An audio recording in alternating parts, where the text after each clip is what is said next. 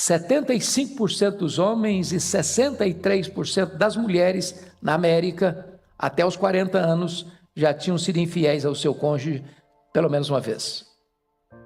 Isso é uma tragédia. Isso é o colapso. Isso é um desmoronamento, um desbarrancamento da virtude. Mulher virtuosa, quem a achará? O seu valor muito excede o de finas joias. Oração do seu marido confia nela e não haverá falta de ganho. Ela lhe faz bem e não mal todos os dias da sua vida. Busca lã e linho e de bom grado trabalha com as mãos. É como um navio mercante, de longe traz o seu pão. E ainda à noite já se levanta, dá mantimento à sua casa e a tarefa às suas servas. Examinam a propriedade e adquire-a, plantam a vinha com as rendas do seu trabalho. Cinge os lombos de força e fortalece os braços. Ela percebe que o seu ganho é bom, a sua lâmpada não se apaga de noite. Estende as mãos ao fuso, mãos que pegam na roca. Abre a mão ao aflito e ainda a estende ao necessitado. No tocante à sua casa, não teme a neve, pois todos andam vestidos de lã escarlate. Faz para si cobertas, veste-se de linho fino e de púrpura. Seu marido é estimado entre os juízes, quando se assenta com os anciãos da terra. Ela faz roupas de linho fino e vende-as e dá cintas aos mercadores. A força e a dignidade são os seus vestidos. E quanto ao dia de amanhã, não tem preocupações. Fala com sabedoria e a instrução da bondade está na sua língua. Atende ao bom andamento da sua casa e não come o pão da preguiça. Levantam-se seus filhos e lhe chamam de tosa. Seu marido a louva dizendo: muitas mulheres procedem virtuosamente, mas tu a todas sobrepujas. Enganosa é a graça e vã a formosura, mas a mulher que teme ao Senhor, essa será louvada. Dai-lhe do fruto das suas mãos e de público a louvarão as suas obras. Amém. Deus, depois de criar o universo e todas as coisas, Ele culmina a criação criando o homem, à sua imagem e à sua semelhança. E quando Deus foi criar o homem, Deus botou a mão no barro. Mas quando Deus foi criar a mulher, usou uma matéria-prima melhorada. Ele fez a mulher do osso. Talvez daí venha o ditado: osso duro de roer.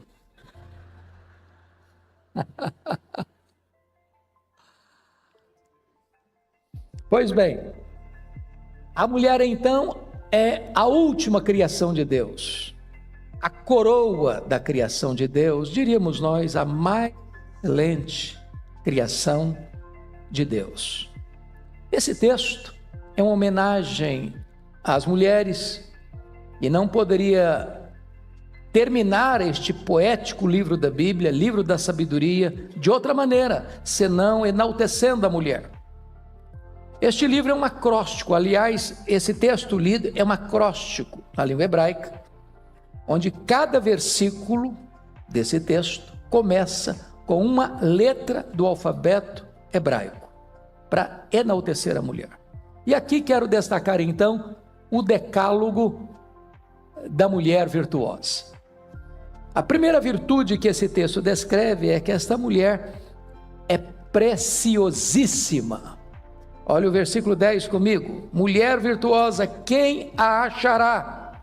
O seu valor muito, não excede não, muito excede o de finas joias.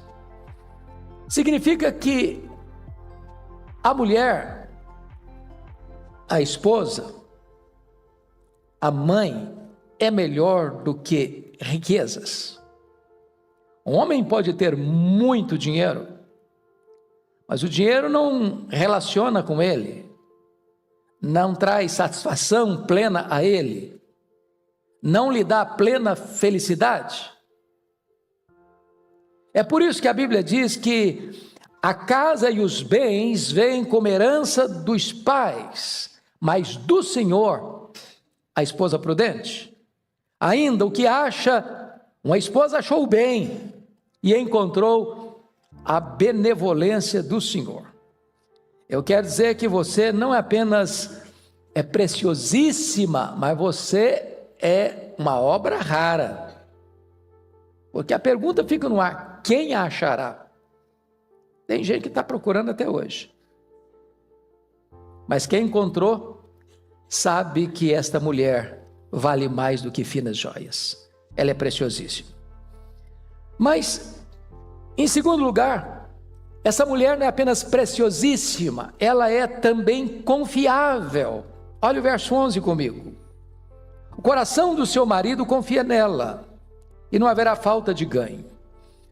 O ponto básico aqui é que se constrói uma relação conjugal fundamentada ou fundamentado na confiança. Eu sou do meu amado e o meu amado é meu.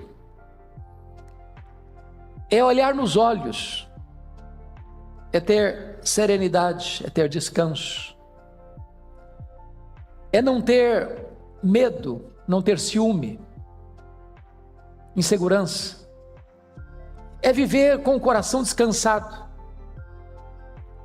é entender que a esposa é um jardim fechado, uma fonte reclusa.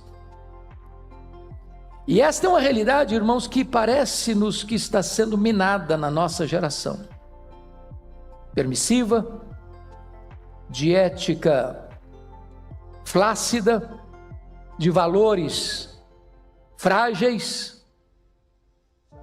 Eu estive pesquisando este assunto quando escrevi o livro Casamento, Divórcio e Novo Casamento no ano 2001. Ainda morava nos Estados Unidos naquela ocasião. E nas pesquisas que fiz naquela época, 75% dos homens e 63% das mulheres na América, até os 40 anos, já tinham sido infiéis ao seu cônjuge pelo menos uma vez. Isso é uma tragédia. Isso é o colapso. Isso é um desmoronamento, um desbarrancamento da virtude. Mas esse texto diz que esta mulher é confiável. O coração do seu marido confia nela. Terceira virtude que o texto destaca é que essa mulher não é apenas preciosíssima e não é apenas confiável, ela é abençoadora. Olha comigo o verso 12. Ela faz bem e não mal todos os dias da sua vida. Ela lhe faz bem e não mal todos os dias da sua vida. Eu destaco aqui duas coisas nesse versículo. Primeiro, ela não é aliviadora de tensões. Ela faz bem e não mal. Porque algumas mulheres parece que fazem mal ao marido. Parece que a vida se transtorna. A Bíblia chega a dizer em Provérbios que é melhor morar no deserto do que com a mulher rixosa. Melhor no canto do eirado do que uma mulher que, desculpem-me da expressão bem vulgar, azucrina a vida do marido. É um gotejamento diário. O cara não tem paz, não tem sossego. Mas essa mulher faz bem e não mal. Ela é bálsamo, ela é aliviadora de tensões. Mas note você que na parte B do versículo, ela é estável emocionalmente todos os dias da sua vida. Não é apenas um dia na semana. Não é aquele tipo de mulher que beija e morde, belisca para depois assoprar. Mas ela é estável. Os biógrafos do grande estadista americano, 16º presidente dos Estados Unidos, Abraham Lincoln, afirmam que a maior tragédia da vida de Lincoln não foi o seu assassinato, foi o seu casamento com Mary Todd Lincoln. Os biógrafos dizem que o apelido mais bonito que ela botava nele era macaco, e que ela criava confusão com ele perto dos ministros de Estado, e às vezes jogava café quente no rosto dele quando ele estava em reuniões administrativas na sua casa. E ele tinha um hobby que ele gostava muito, ter reuniões até altas horas da madrugada. Não é que ele gostava de reuniões até as altas horas da madrugada. O que ele não suportava era voltar para casa. Há pouco tempo eu escutei uma história engraçada, pastor Ival. Um cidadão vendedor ambulante. A gente chamava isso de mascate. Aquele vendedor de porta em porta. E aí ele chegou um dia na sapataria e procurou o vendedor e fez uma pergunta que só gente mais de 50 anos vai entender. Ele perguntou assim para o vendedor: tem sapato Vulcabras? Gente, Vulcabras é uma palavra estranha para a nossa geração. O vendedor disse: tem, sim, senhor. Aí todo vendedor de sapato olha e já vê o pé do cara, já traz um número para cima, outro para baixo, para não perder o pulo. O número do cidadão era 40. Ele trouxe um 38, um 39, um 40, um 41 para não errar. Aí o cidadão botou o sapato 38, ficou as dedinhos tudo assim apertado.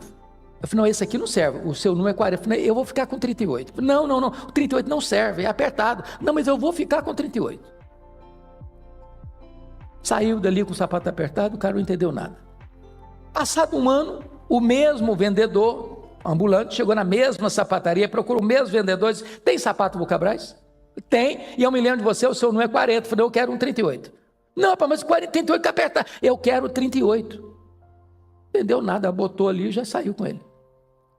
Ano seguinte, o mesmo vendedor na mesma loja, no mesmo vendedor: tem sapato Vulcabras? Tem, e eu te conheço, e o seu número é 40. Não, eu quero um 38. Não, você vai me explicar isso, não é possível. Que negócio é esse? Mas você quer que eu explique? Eu quero. Rapaz, sabe por que eu compro um 38?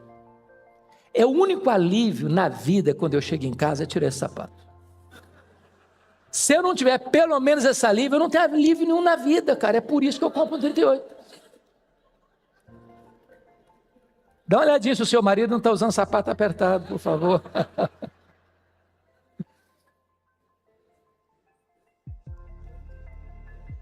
A quarta marca dessa mulher é que ela era trabalhadora. Trabalhadora. Olha comigo o versículo 15. É ainda noite, já se levanta e dá mantimento à sua casa e tarefa às suas servas. Essa mulher era uma empresária, ela tinha servas, não apenas serva.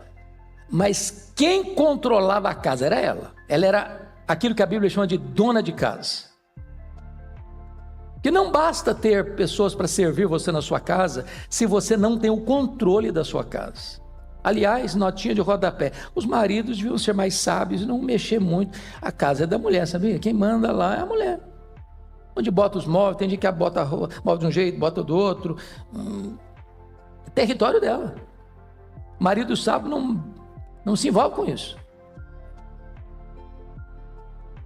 Trabalhador levanta cedo e dá ordens, faz isso, faz aquilo outro, faz desse jeito, faz daquele jeito. A mulher é uma administradora doméstica.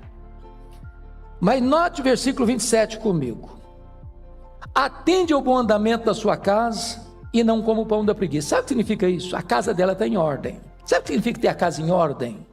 Você pode receber uma visita de surpresa sem passar vergonha. Você chegou numa casa de surpresa e parece que um tsunami passou por ali? Se você abrir o guarda-roupa, tem acidente doméstico, cai tudo em cima de você. Essa mulher, ela é trabalhadora e mantém a casa dela em ordem. Mas vejam vocês que ela também é uma mulher empreendedora. Se você olhar comigo o verso 13: busca lã e linho, de bom grado trabalha as mãos. 14: é como um navio mercante, de longe traz o seu pão. E prossegue aí, olha aí comigo, versículo de número 17 e 19: cinge os lombos de força, fortalece os braços. Ela percebe que o seu ganho é bom, a sua lâmpada não se apaga de noite. E lá no versículo 24 ainda diz: faz roupas de linho fino e vende-as, dá cinta aos mercadores. A mulher é uma empresária, ela viaja, ela decide, ela compra, ela vende, ela tem lucro, ela tem independência para pensar, para decidir, para agir. Ela é trabalhadora. Essa é a marca dessa mulher. Mas em quinto lugar, essa mulher é previdente. Olha comigo, versículo 21. No tocante à sua casa, não teme a neve, pois todos andam vestidos de lã escarlate. Era o caso na época do frio chegar, e muito frio, e não tinha todos os recursos que você atravessa a rua e compra a roupa que você quiser, do jeito que você quiser. Ela era previdente, ela antecipava soluções. Previdente, nos cuidados da família, nos cuidados da vestimenta, nos cuidados da casa. Ela era organizada.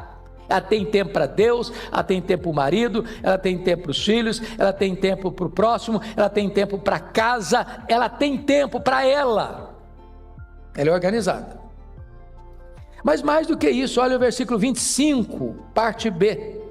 E quanto ao dia de amanhã, não tem preocupações, ela não é ansiosa. Eu sei que hoje também não tem mais mulheres ansiosas no nosso meio, não é verdade? Ansiedade é um mal. A ansiedade drena as energias. A ansiedade estrangula você. E ela não é ansiosa porque ela antecipa soluções. Ela é proativa. Ela vê que o problema vai chegar e ela já traz solução antes do problema chegar. Ela resolve as coisas. Mas em sexto lugar, essa mulher é generosa. Olha comigo o versículo 20. Abre a mão ao aflito e ainda a estende ao necessitado. Note aqui que ela tem duas ajudas. Primeira é emocional. Nem toda pessoa que precisa de ajuda é porque é pobre, está precisando de comer, não. Tem gente que é rica e está precisando de ajuda, emocionalmente. De uma palavra, de um conselho, de um consolo, de uma orientação na vida. Essa é a pessoa descrita aqui como aflito.